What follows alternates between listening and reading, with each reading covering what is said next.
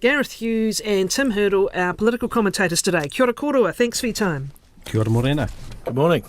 So, Gareth is the director of the Wellbeing Economy Alliance Aotearoa, a former Green MP, no longer a member of any political party. Tim is the former National Party senior advisor, was the National Party campaign director in 2020, and is a director of several companies, including Museum Street Strategies, a public affairs firm. Let's look at some of the recent announcements first, where we're wondering, okay, is this an oversell or an undersell? Let's start with supermarkets. A lot of hype around Nicola Willis's announcement yesterday, and some surprisingly positive responses from some of the Monopoly Watch types. What do you make of it, Tim? I think it's actually quite a positive move.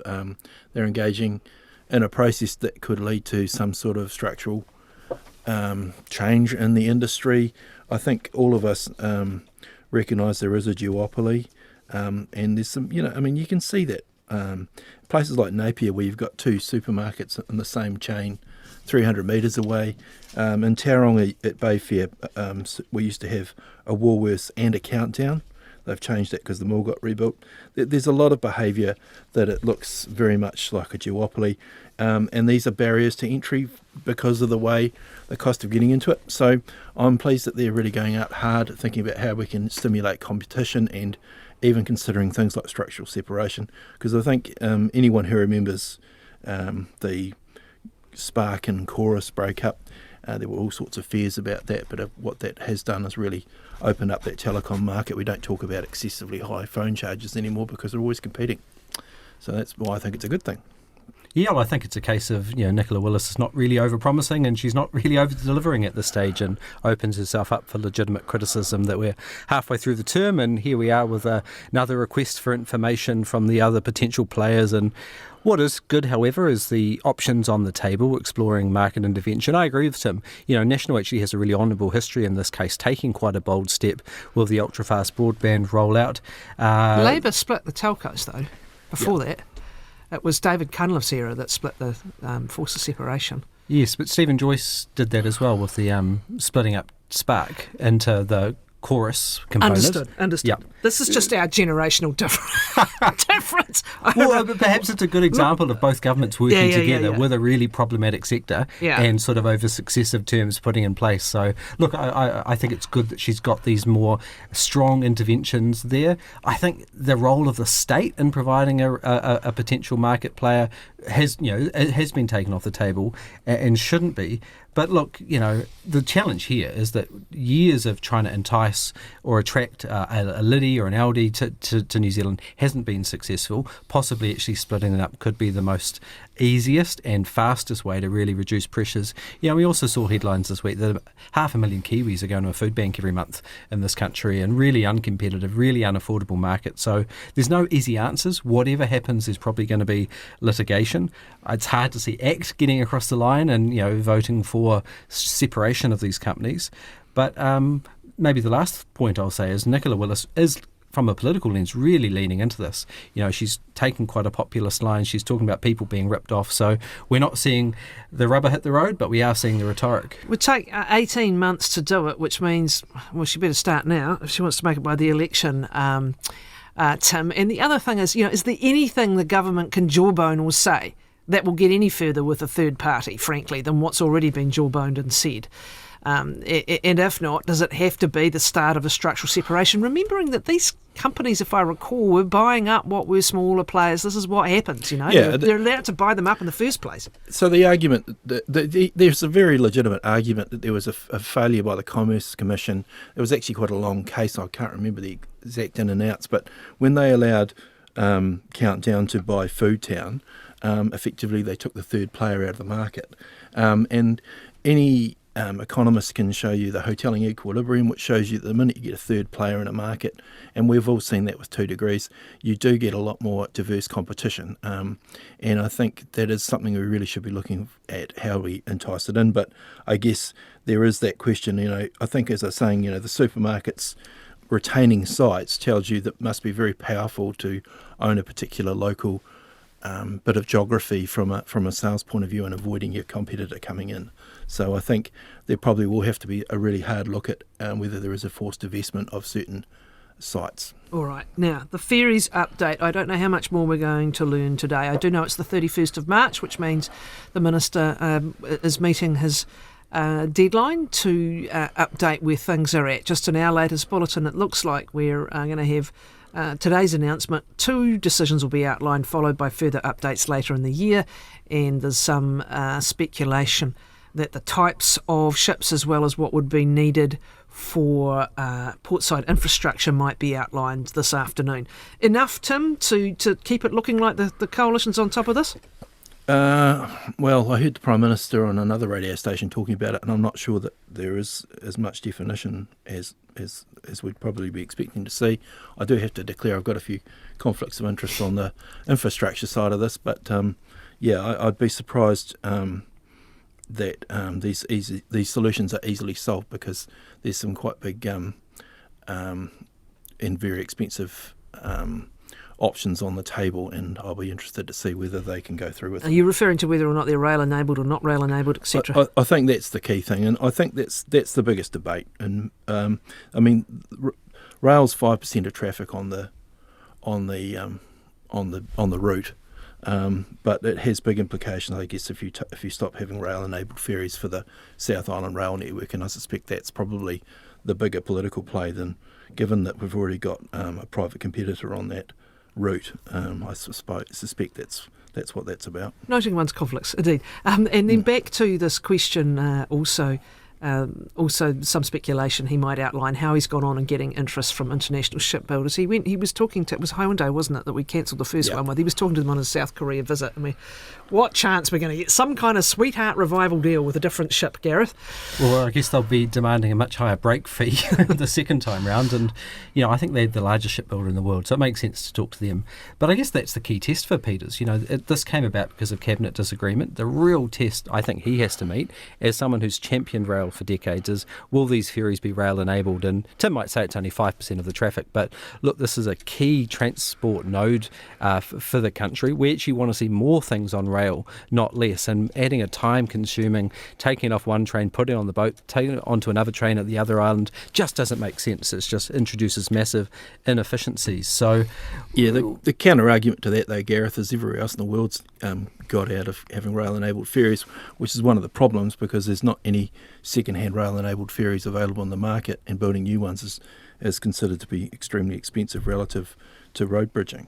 So. All right, let's wait and see what comes this afternoon, how much further we get. Now, the RMA reform, we've had close to a week to absorb it in a bit more detail. Your takes, please, on it. Who wants to go first? Gareth, you go first. Well, just another update in a decades-long drama. We're going to see the bills introduced before the end of the year. The devil's always in the detail. The government's aiming to pass this before the election and then have it affecting council plans by 2027. At the heart of it, what we see is an announcement which is a much more permissive regime. I think it's interesting when you look at the debates coming out of America with Ezra Klein's new book, Abundance, this question of why can't we just seem to build infrastructure and houses in many Western countries, I think feeds into this. We're going to see much more standardisation. So I think most people understand that, reducing the amount of zones in New Zealand from 1,175 to 13 probably makes sense. And RMA plans from 100 to 16, that was the track the previous government was going on. We're still not seeing that kumbaya moment where both parties or both blocs are coming together and really agreeing to this. Nationals' challenges, they've got ACT and New Zealand First, who are part of this government, and they're going to be signing off any changes. We're not seeing that genuine bipartisan consensus on such a long-term issue. So, look, this isn't the end of it. I don't think it's even the beginning of the end of it. Tim? RMA reform. We've been talking about that for 30 years since they first passed the RMA, didn't we? So I kind of I struggle sometimes to follow the debate, because it just seems to be a constant the same discussion every year about trying to achieve the same things. Let's hope they can actually make some progress and get some simplicity into the system, but it seems to get more and more expensive. As I say, I work in some of the infrastructure stuff, and the cost of the legal bills and the work to put up a project is just astronomical, and it really is a barrier to investment, especially when you've got no guarantee on either side as to whether you'll get a very clear result. I mean, lots of little things in there that make sense. I was just reading the pains of someone who was going to end up with a smaller structure than they originally proposed and had to start their whole consent process again. Like, it was going to have less impact. But there's just a lack of flexibility. Correct. Although, I mean, speak to any architect about what happens when you give people the ability to change their minds on details all the time. And, you know, those sorts of things make sense. But when you start finding some of those in what Bill Mackay likes to call the leafy suburbs, one of which might be Remuera, another might be, you know, Wadestown or Fendalton, starts finding that people can bung things up, blocking their light or blocking this or blocking that. This is the kind of the balance on the private property rights, really, isn't it? Yours might infringe mine, Gareth. And that's, I think, the really interesting new departure or very strong element in this new reform package, which is property rights. And I think that's going to be broadly popular with Kiwis. We like the sense that we'll do whatever we can on our own land. Until our neighbour does it to us. Yes. And what they're introducing here is this concept that we're going to potentially see, compensation for regulation that impacts your private property. I think everyone understands if you're polluting something, you should pay for it, and that should be regulated. But I think we're going to see potentially regulatory chilling in this capacity. If councils to do something to protect a special landscape or to protect something important for that community, they're going to be, I think, less likely to do that if there's going to be compensation demands. I think it's a big risk that we're seeing quite a much more ideological push. And again, the devil's going to be really in the detail. But alongside the removing of the treaty, which the government's expert advisory group had recommended maintained in there, we are seeing some big changes from how we've sort of gone on to this point. That's the point, Tim, isn't it? Those cultural and environmental kind of perspectives are clearly taking another hit here. And actually the point about putting the punitive dollar amount up against it, that could well chill what may well be things that just should be done, right? You know, we don't want houses halfway up Mount Cook, as I've said previously. But this is always the thing. There's always a desire for speed, and then there's also a desire for consultation. There's a desire for economic growth or progress or development versus protection of existing rights and the environment. So there's these inherent trade-offs that are constantly going on in these RMA debates, and where the line lies. The line's moved, I think, is Gareth's point. Yeah. They do, and they move around all the time, and it's defined by the courts and it's defined by the planners trying to get ahead of it, and it just seems to build on itself after time, and I guess we'll see whether they can sort it out. Okay. It's another example, though. The government's talked a big game on localism and devolution to empowering local governments. Here's yet another example, and this is growing quite large, where local governments are going to have a one-size-fits-all model, and if they want to apply a high environmental or regulatory standard in their region, because that's what the locals democratically want, it's going to be harder to see that in effect. You make a really good point. The local water done well is the name of what was Three Waters, and yet last week we saw under this new bill that's coming in that councils are going to lose their ability to have higher standards than the national standards that are going to be applied across three, broad kind of categories. The local seems to be being watered down in that one as well. Okay, Chris Bishop doesn't win them all. He had a proposal that would give Auckland 540,000 more homes, overruled by Cabinet. Well, I think it's going to be mildly embarrassing for Chris Bishop, but given he's really picking up the flag of urbanism and that agenda, I think people are still going to see him as the champion in the Cabinet. And when you take a step back, the history here is that National previously walked out of the bipartisan accord on the medium density residential standard that made it more easier to build houses in our cities and a bit more intensification. Because of the NIMBY pressure within ACT and within National and the inter-party dynamics there. So they walked out of that. He's come up with an alternative way, which is the 30-year zoning rule, but effectively NIMBYs in his own party have blocked him. So what was going to be, I think, 540,000 new dwellings in Auckland is going to be 342,000 less. So something that hasn't been picked up particularly in the media is the rural-urban boundary has been removed as part of this Cabinet decision. But Again, it's another example where the government's applying a national rule for all councils, and that ability for them to decide where the best transport is. And the tragedy is, I think we're not going to see that intensified housing around the transport nodes, which is where we need to be building the bigger buildings. I can't ask you this because you're working for Wayne Brown, Tim, on his forthcoming campaign, but I mean, it's a classic example where Wayne Brown says, I don't want this big new development up by Warkworth, Gareth, because the infrastructure's not there, right? But again, that friction between wanting a simpler national process and then, promising local government, that Auckland in particular, that it'll keep its powers. Look, speaking of Chris Bishop, let's have a look at what's happened with the electoral boundaries. I know it's something that sounds like it might make people's ears glaze over, but it gets interesting in a couple of areas. Tim, what did you make from some of the changes? What are some of the electorates you'll be looking at if the proposed boundaries get confirmed? The ones that are quite interesting to me are those... I actually was, first of all, quite impressed how well it was done. There weren't any really obvious ones you went, well, that's going to be a challenge, but most of it was pretty logical. There seemed to be a lot of effort to really try and avoid mass confusion or rewrites. I thought the ones who I'd be most worried about would be the Greens, because the changes there, and I mean in Wellington and particularly Auckland Central, where they hold those seats, I would think make their life a bit more difficult. The interesting thing in the last election, you had such a big collapse in the Labour vote, so you saw some quite volatile changes in some of those electorates, and that had quite an impact on the changes and the loss of those MPs. So it will for me. I think the ones to watch would be Wellington Central, definitely, Auckland Central, definitely, and probably you're going to see a shuffle round. Probably out in West Auckland, but that's what you normally see. That's where it always seems to be when you have a boundary change. Well, at the top line, I think, thank God we don't have gerrymandering like we see in the States. But I also think, once again, we're seeing the impact of the South Island entrenched 16 seats at the North Island, is losing a seat effectively. And I think with the seats to watch, Wellington Central could be more in play, and Nicola Willis, was unsuccessful in the Ahariu seat, which will be disappearing under this proposal. So will she make that gamble to really pledge her career on that?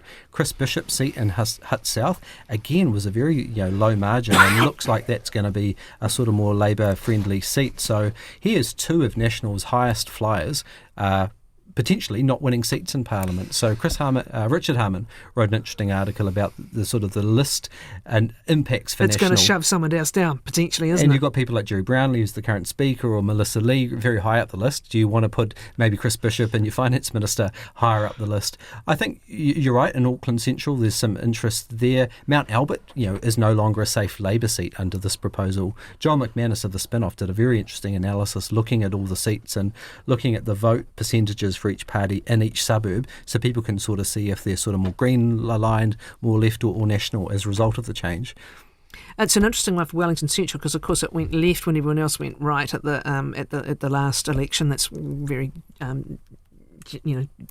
general supposition there, but it did pick up two seats. There's Rongotai and Wellington Central. Yeah, so it's got two seats. Are they impacted at all by these changes in a way that? Well, it looks like advantages Rongotai or disadvantages. Does it pull in Brooklyn now, I think, does it? Or? Yes, I believe so. So Rongotai basically is eating into the traditional city centre, so more of the sort of liberal, urban progressives, a lot of students in those seats, and Wellington Central is picking up more of those northern suburbs that were in Ahariu.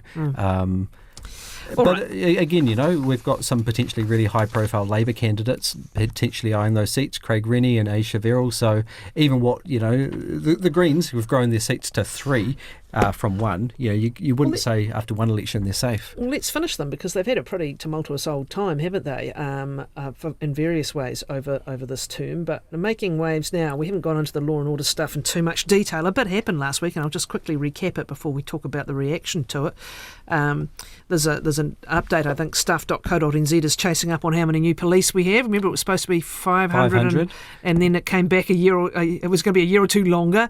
And I don't know that I've got a headline 13. saying they've hit 13 so far. That deadline might have to go back further. The Sentencing Act pass. But all the excitement happened really around the Green MP Tamitha Paul's comments at a university, kind of briefing on role of the police.